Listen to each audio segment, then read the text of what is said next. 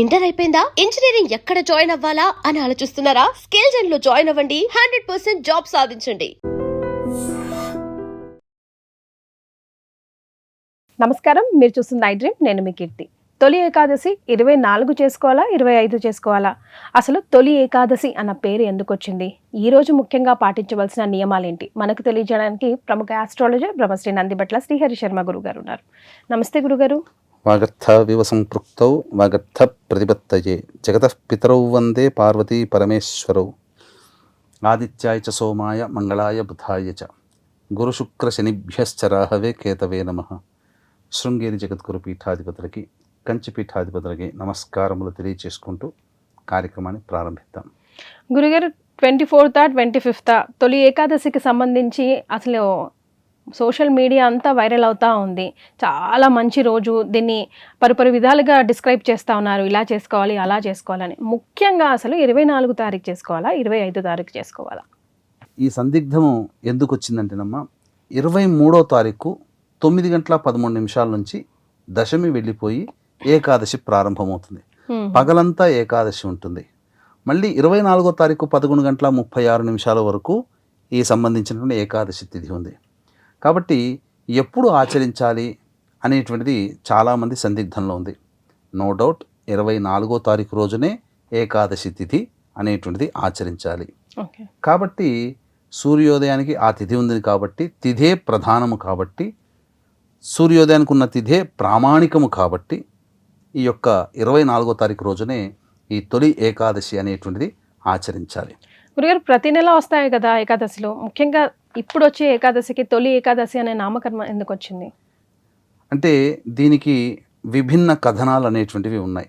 ముఖ్యంగా దక్షిణాయనము ప్రారంభమైన తదుపరి వచ్చే మొట్టమొదటి తొలి పండుగ కాబట్టి దీన్ని తొలి ఏకాదశి. ఇప్పుడంటే ఏకాదశిని ఎవరు పట్టించుకోవట్లేదు, కానీ 100 సంవత్సరాల క్రిందట మామూలు పండుగలకు ఎంత ప్రాముఖ్యతో అన్నిటికంటే మించి అధిక ప్రాధాన్యత ఈ ఏకాదశులకు ఉంది. దక్షిణాయనం తర్వాత వచ్చేది తొలి ఏకాదశి కాబట్టి తొలి ఏకాదశి.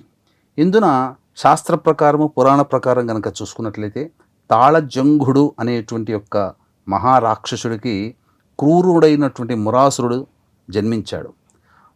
మురాసురుడు బ్రహ్మ గురించి గొప్ప తపస్సు చేసి మాయాశక్తి ప్రభావం చేత పురుషుడికి జన్మించిన కన్య చేత నేను మరణించాలి అని వరం కోరుకున్నాడు. కాబట్టి స్త్రీ సంపర్కం లేకుండా మాయా ప్రభావంతో పురుషుడితో ఎలా స్త్రీ జన్మిస్తుంది? అది సాధ్యం కావట్లేదు. కాబట్టి ముల్లోకాలని పీడింపచేసేసరికి రక్షించడం కోసం విష్ణు భగవానుడు ఆ మురాసురుడితో 1000 సంవత్సరాలు యుద్ధం చేశాడు. యుద్ధం చేసిన తదుపరి అతనికి అలసట వచ్చి ఒక గుహలో నిద్రపోగా అప్పుడు ఆయన శరీరం నుంచి ఒక కన్య ఉద్భవించి అప్పుడు ఆ మురాసురుని విష్ణు విల్లును పట్టుకొని సంహరించడం జరిగింది. తదనంతరం విష్ణు భగవానుల వారు నిద్ర నుంచి మేల్కొనగా అప్పుడు ఆ కన్యను చూసి, ఎవరమ్మా నీవంటే, మీరు నా తండ్రి, నేను నీ కుమార్తెను, ఈ విధంగా జరిగిన వృత్తాంతం అంతా చెప్పేసేసరికి సంతోషపడి, నేను చేయాల్సిన పని నువ్వు చేసావు కాబట్టి నీకు ఏం వరం కావాలి కోరుకోమ్మా అంటే, అప్పుడు అమ్మ ఆ యొక్క కన్య ఏం కోరుకుందంటే, నేను నీకు సదా ఎల్లప్పుడూ ఇష్టమైన దానిగా ఉండాలి, అలాగే నన్ను పూజించే వ్యక్తులు ఎవరైతే ఉంటారో వాళ్ళందరూ కూడా నా రోజున పూజించే వ్యక్తులు నీ యొక్క సాయుధ్యాన్ని పొందాలి, పాపకర్మలు తొలగిపోవాలి, ఇలా వరం కోరుకుంది. ఇంతటా ఆమెకు ఆ వరాన్ని ఇవ్వడం, ఆమె తొలి ఏకాదశి తిథిగా మారడం, ఇది తొలి ఏకాదశి దక్షిణాయనంలో రావడం. ఈ యొక్క ఏకాదశి కన్యగా పుట్టిన అమ్మాయి ఏకాదశి తిథిగా అవతరించినది ఈ యొక్క సంబంధించిన రోజు కాబట్టి ఇక నుంచి తొలి ఏకాదశిగా అనేటువంటిది ప్రాధాన్యత సంతరించుకుంది. అయితే చాలామంది వీక్షించేటువంటి మన ఐ డ్రీమ్ ప్రేక్షకులకి వచ్చేటువంటి సందేహం ఏంటంటే, ఇక్కడ తొలి ఏకాదశి అంటే శయన ఏకాదశి కూడా అంటారు. అంటే విష్ణు భగవానుడు నిద్రపోతూ ఉంటే ఇంకా ఆయనని పూజించే సమయం ఏంటి మనకు అని కూడా డౌట్ రావచ్చు. ఇక్కడ దైవము నిద్రపోతుందని కాదు. ఇక్కడ ఏంటనంటే విష్ణు భగవానుల వారు యోగ నిద్రలోకి ఈ రోజు నుంచి యోగ నిద్రలోకి జారుకుంటారు. పాలకడిల్లులో శేషశయనంపై యోగ నిద్రలో జారుకొని మళ్ళీ కార్తీక మాసం శుద్ధ ఏకాదశి, పద్మ ఏకాదశి, ఉత్థాన ఏకాదశి అంటారు. ఆ కార్తీక మాసం ఏకాదశి తిథి రోజున అప్పుడు నిద్ర నుంచి మేల్కొంటారు. నిద్రపోయే సమయంలో ఈయనకి పూజలేంటి అని కూడా అంటారు. అంటే దీని అర్థం అది కాదమ్మా. ఈ యొక్క నారాయణునికి ప్రత్యక్ష స్వరూపంగా భావించే సూర్య భగవానుల వారు ఉత్తరాయణం అనేటువంటిది ఈ యొక్క రోజు నుంచి దక్షిణాయనానికి ప్రయాణం చేస్తాడు అని అర్థం ఇక్కడ.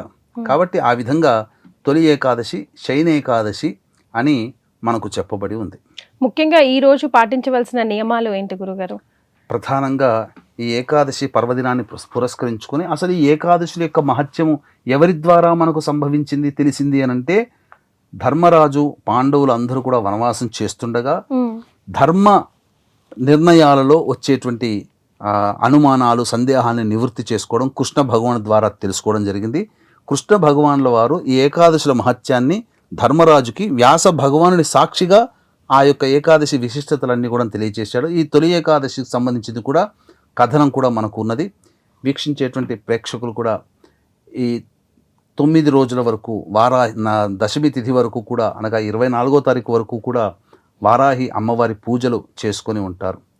పూజ చేసుకున్నటువంటి వాళ్ళు ఈ యొక్క అమ్మవారి పూర్ణాహుతి చేసుకుంటే మంచిది అని భావించేవాళ్ళు, వారాహి నవరాత్రులు పూజలు చేసి మధ్యలో ఆపేసినటువంటి వాళ్ళు, కోరిక ఉండి నవరాత్రులు చేసుకోలేమని అనుకునేటువంటి వాళ్ళకి సంపూర్ణంగా వారాహి అనుగ్రహం కలగడం కోసం, ఎవరైతే ఆర్థిక వ్యాపార సమస్యలతో బాధపడుతున్నారో, సొంత ఇంటి కల కోసం, విద్య వివాహ ఉద్యోగ దాంపత్య అనారోగ్య సమస్యలు, శత్రుబాధలు, ప్రయోగ బాధలు, ఇలాంటి శనిదోష నివారణలు, శనిదోష బాధలతో బాధపడుతున్నారో అటువంటి వారికి ఈ యొక్క తొలి ఏకాదశి రోజున వారి యొక్క సంకల్పం నెరవేరడం కోసమే రాత్రి 9 గంటలకి మన పీఠం ఆధ్వర్యంలో ప్రత్యంగిర, బగలాముఖి, రాజశ్యామల, ధూమావతి వారాహి హోమాదులు జరిపించి పూజ చేసినటువంటి వారాహి మాల ఇవ్వడం జరుగుతుంది. అవకాశం ఉన్నటువంటి వాళ్ళు 25వ తారీఖు రాత్రి 8 గంటల లోపల మీరు స్క్రీన్పై కనిపిస్తున్న నెంబర్కి కాంటాక్ట్ చేసి గోత్రనామాదులు నమోదు చేసుకోవచ్చు. ఇక ఈ యొక్క కృష్ణుడు ధర్మరాజుకు తెలియచేస్తున్నాడు ఏకాదశుల యొక్క విశిష్టత. పూర్వము మాంధాత చక్రవర్తి అంటే శ్రీరాముని వంశంలోని వారు, ఎక్కడో పైన తరంలో ఉన్నవారు, ఆయన రాజ్యాన్ని పరిపాలన చేస్తున్నప్పుడు ఒకానొక సమయంలో దుర్భిక్షం అనేటువంటిది ఏర్పడింది. ఈ దుర్భిక్షం అనగా కరువు కాటకాదులు ఏర్పడి ఇక పంటలు పండక దేశమంతా కూడా కరువు కాటకాలతో ఉంటే అప్పుడు వశిష్ఠుల వారి యొక్క ఉపదేశానుసారమై మాంధాత చక్రవర్తి ఈ తొలి ఏకాదశి వ్రతాన్ని ప్రజలందరి చేత తాను ఆచరించి ప్రజలందరి చేత ఆచరించాడు. ప్రజలందరూ కూడబలుక్కొని ఈ వ్రతాన్ని ఆచరించడం వల్ల ఆ యొక్క దేశమంతా కూడాను సుభిక్షమయ్యింది. అంతేకాకుండా మనం ఈనాడున ద్వాదశ జ్యోతిర్లింగాలలో గృష్ణేశ్వరం అని చెప్పి మనం తెలుసుకుంటాం కదా, నాసిక్ దగ్గరలో ఉంది. ఆ గృష్ణేశ్వరం ఏర్పడడానికి మాంధాత చక్రవర్తి అక్కడ చేసినటువంటి తపస్సు ఫలితంగా అక్కడ ఆ యొక్క పరమేశ్వరుడు అవతరించాడు. కాబట్టి మాంధాత అంటే ఎంతోమంది, అంబరీషుడు కానీ అలాగే బలి చక్రవర్తి కానీ ఎంతోమంది ఇటువంటి ఏకాదశిని ఆచరించి పునీతులయ్యారు. కాబట్టి ఈ రోజున వీక్షించేటువంటి మన ఐడ్రీమ్ ప్రేక్షకులు అందరూ కూడా ఈ యొక్క వ్రతాన్ని ఆచరించి సకల పాప కర్మల నుంచి తొలగించుకునే గొప్ప ప్రక్రియ. సాక్షాత్తు ఏకాదశి తిథే అవతరించినటువంటిది ఈ యొక్క రోజున. కాబట్టి ప్రధానముగా ఈ రోజున ఉదయాన్నే లేచి కాలకృత్యాదులు తీర్చుకొని ఉదయిస్తున్నటువంటి సూర్యుడికి నమస్కారం, సూర్యాష్టకం 6 సార్లు పారాయణం చేయడం, తులసి చెట్టు దగ్గర ఇంట్లో ఆవునేతితో దీపారాధన చేసి, లక్ష్మీ సమేత విష్ణు చిత్రపటానికి పూలమాల వేసి విష్ణు సహస్రనామ పారాయణం చేసి, తదనంతరం ఆ రోజంతా ఓం నమో భగవతే వాసుదేవాయ, ఓం నమో భగవతే వాసుదేవాయ, ఓం నమో భగవతే వాసుదేవాయ అనే నామాన్ని ఉచ్చరిస్తూ సాయంకాల ప్రదోషకాల సమయానికి మళ్ళీ స్నానం చేయకూడదు సుమా. స్నానం చేస్తే ఉపవాస దీక్ష విరమణ అయిపోతుంది. కాబట్టి స్నానం చేయకుండా కాళ్ళు చేతులు మొహము కడుక్కొని 1 నుంచి 3 సార్లు పుక్కిలించి గాయత్రి మంత్రంతో పుక్కిలించి ఉమ్మేసేసి దేవాలయానికి చేరుకొని స్వామిని దర్శించుకొని స్వామికి అర్చనాది కార్యక్రమాలు జరిపించుకొని అక్కడ కొంతసేపు ఉండి స్వామి నామాన్ని స్మరించుకుంటూ ఇంటికి వచ్చి ఆ రోజు వీలైతే జాగరణ చేస్తే చాలా విశేషము.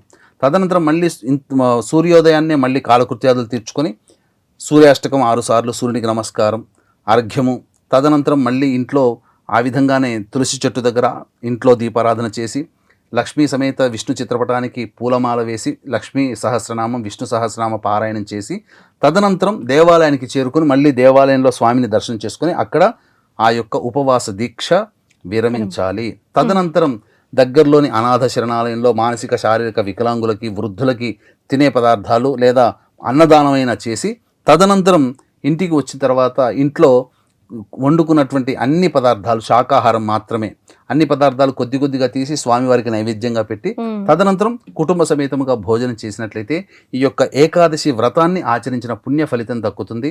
అంతేకాకుండా ఏకాదశి అనగానే ప్రధానంగా చాలామంది చేసేటువంటిది ఏంటనంటే మేము భోజనానికి ఆకలికి ఆగలేకుండా ఉండలేం, పాలు పండ్ల పదార్థాలు తినవచ్చు, తప్పు లేదు. ముఖ్యంగా ఈ రోజున చెప్పబడినటువంటిది ఏంటనంటే జొన్న పిండి, జొన్నలు ఉంటాయి కదమ్మా, పేలాలు, జొన్న పేలాలు, బెల్లము మరియు ఈ యొక్క ఈ సంబంధించినటువంటివి అన్నీ కూడాను పిండి చేసి అప్పుడు భుజించాలి. ఇంట్లో వాళ్ళు భుజించాలి, దేవాలయంలో కూడా నైవేద్యంగా పెడతారు. జొన్న పిండి బెల్లంతో చేసినటువంటి ఇలాచి కూడా అందులో దట్టించాలి. ఈ పదార్థాలు భుజిస్తే ఎందుకనంటే ఈ గ్రీష్మ ఋతువు అనగా ఎండలు అయిపోయి ఒక్కసారిగా వాతావరణం చల్లబడి శరీరం అటు ఇటుగా ఉంటుంది కదా, కాబట్టి ఈ యొక్క పదార్థాన్ని భుజించడం ద్వారా శరీరం అసమతుల్యం కాకుండా సమతుల్య స్థితిలో ఉంటుంది అని చెప్పి మనకు ఆయుర్వేదం ద్వారా ఈ యొక్క ప్రకరణని ఈ రోజున చొప్పించారు. తప్పకుండా జొన్న పేలాల పిండి, బెల్లము మరియు ఇలాచి ఈ 3 కలిపినది ఖచ్చితంగా ఈ రోజు ప్రతి వాళ్ళు భుజించాల్సిందే. రైట్, చాలా సంతోషం గురుగారు. ఈరోజు తొలి ఏకాదశి విశిష్టత, అసలు పేరు ఎలా వచ్చింది, ఆవిర్భావంలోకి ఎలా వచ్చింది, పాటించవలసిన నియమాలు, చేయకూడని పనులు అన్నీ కూడా తెలియజేశారు. ధన్యవాదాలు. సర్వం Shri Umamaheshwara పరబ్రహ్మార్పణమస్తు. And for more videos, Please subscribe to iDream. Please subscribe to iDream. Please subscribe iDream. And please subscribe to iDream. For more videos, subscribe to iDream. please like, share and subscribe to the channel. Congratulations, iDream. Subscribe to iDream. Subscribe to iDream. So subscribe to iDream Media. iDream ki iDream team andarki huge congratulations. Please subscribe iDream Media. Please subscribe to iDream. Subscribe iDream. Please subscribe to iDream. iDream అంటే నా కళల channel subscribe చేసుకున్న నోరు తిరుగుతలేదు, మీరైతే గంట గుర్తు కొట్టండి. For more such videos, please subscribe to iDream. Subscribe to iDream. Please subscribe to iDream. Please subscribe iDream Media. Please do subscribe to iDream. Please subscribe to iDream Media. For best entertainment and information, please subscribe iDream. And don't forget to subscribe to iDream.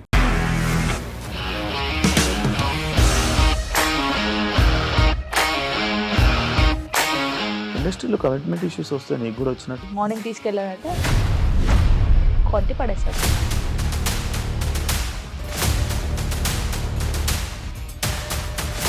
ఒక్కళ్ళు కూడా చూడలేదు ఈ cinema అని చెప్పడానికి కూడా చాలా ధైర్యం కావాలి. అది నిజం కదా, దాంట్లో ధైర్యం ఏంటి? ఇది నెక్స్ట్ డే ప్లేట్ మార్చేస్తే తప్పు కదా. As of now we are comfortable this అని నేను అనుకుంటున్నాను. రష్మిక గారిది మీది ఒకే ఊరంట కదా? నీకు కోపం వచ్చిందంటే బాగా తిట్టేత్తరా? తిట్టేద్దామండి. నిజంగా గేమ్ ని ఎలా చేంజ్ చేయగలిగారు? ఏపీఎస్ఎఫ్సి వాళ్ళకి 6 నెలల్లో నేను 6 లక్షలు కట్టా. బిజినెస్ చేయాలనుకుంటే it is as difficult as riding a tiger.